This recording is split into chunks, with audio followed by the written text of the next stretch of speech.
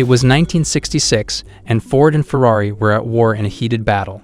250,000 people flocked to France's grueling 8.5-mile Le Mans track to witness the rival automakers fight for the title of King of the Road.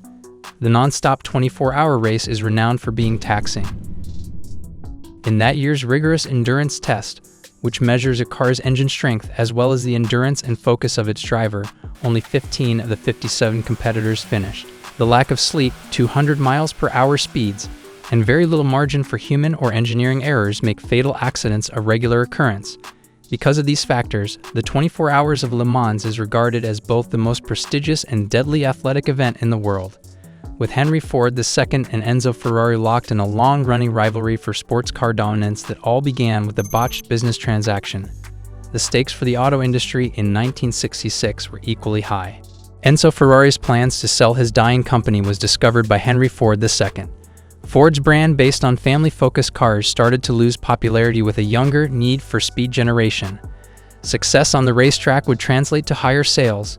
The status and sex appeal that Ferrari had in abundance were crucial for the deuce. Ford's immense fortune were also crucial to Enzo Ferrari, who was in desperate need of money to keep his company afloat. By 1963, a $10 million contract, or around $78 million in today's dollars, was offered in the meeting. But at the last minute, Ferrari balked at the clause that gave the American firm control of his beloved racing team, sending Ford back to Detroit empty-handed and humiliated.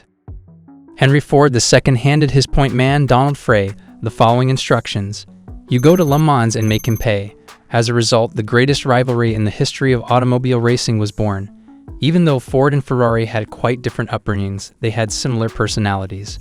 The two egotistical giants of the car industry had a reputation for being bossy and compulsive.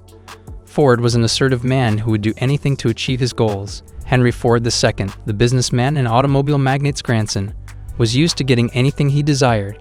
On his family's lavish Grosse Pointe, Michigan mansion, where he grew up in the lap of luxury, a black button was installed beside his bedside so that he could call his maid at any hour of the night. When Ford took over his grandfather's empire at the age of 28, he traveled only by private jet or in a fleet of luxurious Lincoln limousines. He ruled from a huge corner office in the business's sleek contemporary new skyscraper in Detroit, known as the Glass House. Enzo Ferrari, on the other hand, was a poor carpenter's child with minimal formal schooling. He made his racing debut in 1923 with little celebration. But over time he moved into managing Alfa Romeo's racing division. In 1939, Ferrari launched his namesake brand of high-performance automobiles, which suffered a few hardships during World War II when the Allies destroyed his Maranello facility in 1944 and 1945. Ferrari's cars were painstakingly built by expert craftsmen and mechanics who diligently built every part to an exact science, from the sleek body, thick red lacquer, and hand-stitched leather seats of the car to the nuts, bolts, valves, and pistons that make up an engine.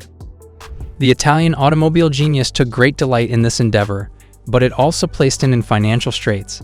In contrast, Ford's vehicles were made for common people on an assembly line. Ferrari didn't want to build cars for the general public. Instead, he focused all of his resources on his racing team, even moving into an apartment above his business and then purchasing the nearby restaurant where he had lunch every day. Enzo's ambition paid off, however, as his extraordinarily fast and revolutionary designs rapidly swept over racetracks all across Europe. Henry Ford II invested a tremendous amount of money in his new Le Mans project when the business arrangement failed.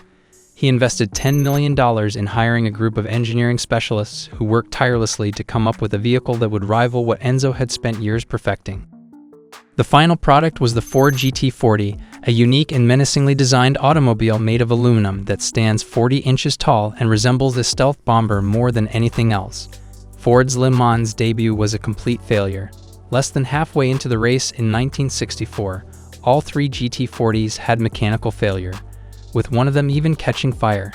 For the fourth year in a row, Ferrari took all top 5 positions out of a possible 6. Ford engineers struggled to find a way to keep the GT40s alive throughout the rigorous 24-hour race despite their incredible speed. Unfortunately, these powerful motors were causing them to lift off the ground at 200 miles per hour. They were an aerodynamic nightmare with gaskets blowing, gears shattering, and mechanical failure. The GT40s also performed poorly in 1965. 7 hours into the race, all 11 of Ford's contenders had failed due to overheating, leaving Ferrari to dominate once again. In order to salvage their chances of winning the 1966 Le Mans race, Ford needed to bring in fresh talent, and pure coincidence led him to Carroll Shelby. Shelby was a charismatic Texas racing maverick famous for his 1959 victory at Le Mans while racing an Aston Martin. Shelby is also credited with developing the Shelby Cobra by fitting a powerful Ford engine and a lightweight English roadster. Also, Shelby had unfinished business with Enzo Ferrari. In 1956, Enzo contacted Shelby about joining his unbeaten Italian team. Shelby denied the offer because it proposed too little money, and Enzo felt enraged since he believed that the chance to compete for his premier team should be worth the price. Ford turned over his Le Mans program to Carroll Shelby and Ken Miles after 2 years of disappointing results. Miles was a brilliant driver, technician, and auto engineer who collaborated with Shelby as a test driver. Before serving as a tank commander in the British Army during World War II, Miles competed in motorbike races. After the war, he relocated to Los Angeles and began constructing his own racing cars. In 1964, Shelby American finally hired Miles as the competition director. Together, Miles and Shelby improved the struggling Ford Roadster into a competitor for the Le Mans 24 Hours. The primary concern turned out to be the brakes. It was a technical challenge to reduce the speed of a car that weighs 3,000 pounds traveling at 200 miles per hour once or twice every minute over an extended period of time. The brake discs would fail as soon as they reached 1,500 degrees. Drivers were far more worried about preserving the brakes since the Fords were so fast and so much heavier than the Ferrari. When racing those cars, drivers did everything they could to save their brakes. After resolving the braking issue, Ford engineers took no chances. They connected their engines to a computer program that replicated every part of the Le Mans track where a driver would need to downshift, accelerate, pit, and brake in order to make sure their engines could withstand the 24-hour endurance race. In order to identify the problem and make repairs, they would continue doing these tests until the engine failed. The Ford GT40s were well-oiled machines by 1966, and Le Mans' victory was a certainty. Ferrari only had 2 cars competing that year because they believed they were untouchable, but both cars were dead by lap 226. Even though it rained heavily all night, the Fords kept moving ahead and took the lead in the first, second, and third positions. Despite the fact that Ken Miles and Denny Hulme led the whole race, Chris Amon and Bruce McLaren won Le Mans on a technicality. Ford's chief of public relations, Leo Beebe, wanted to set up the perfect picture opportunity so that all 3 Ford vehicles would finish the race neck and neck. He insisted Miles reduce his speed on his final laps so Amon and McLaren could catch him. The resulting picture would show the 2 Ford vehicles side by side at the finish line. But Amon and McLaren were deemed the winners since they had officially driven a larger distance, approximately 24 feet more than Miles, because they had started off in a different position.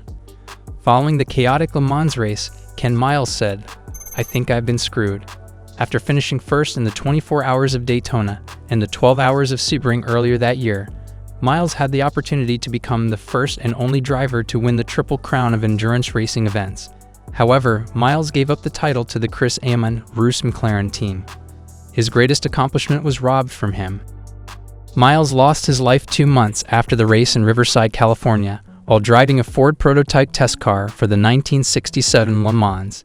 He famously said to a reporter, despite the devastating end to his life and career, I'd rather die in a race car than get eaten up by cancer. The seamless coordination of drivers, automakers, technicians, and engineers to carry out their duties without a single mishap is essential to winning Le Mans. In hindsight, it seems inevitable that Ford was going to win because they invested so much money and resources into the program. However, at the time, they had no prior racing experience, thus it wasn't truly the case. They were the underdog in the sense that they were new to the scene, and they were beginning from scratch. Regardless of what happened, Henry Ford's 4-wheeled vengeance went on to win Le Mans once more in 1967, 1968, and 1969, assuaging his inflated ego and building one of the most iconic vehicles in racing history in the process.